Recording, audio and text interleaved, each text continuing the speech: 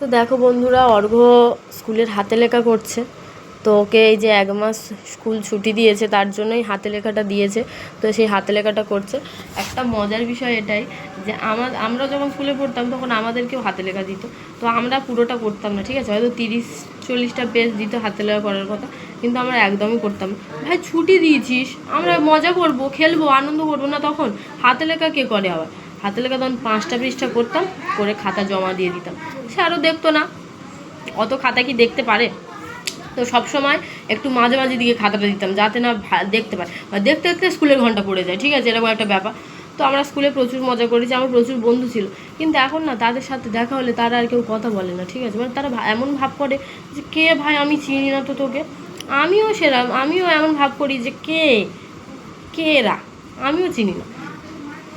আমার সাথে বেশি চালাকি চলবে না। তো সেটা বড় কথা নয়, বড় কথা এটাই যে আমি সারাদিনই এখন ঘরে বসে থাকি, তার জন্য এই যে ফোন নিয়ে ফুটুর ফুটুর করি আর ভিডিও বানাই। তোমাদের যদি আমার ভিডিওটা ভালো লাগে তাহলে একটা লাইক, কমেন্ট, শেয়ার করবে আর আমার পাশে থাকবে সবাই।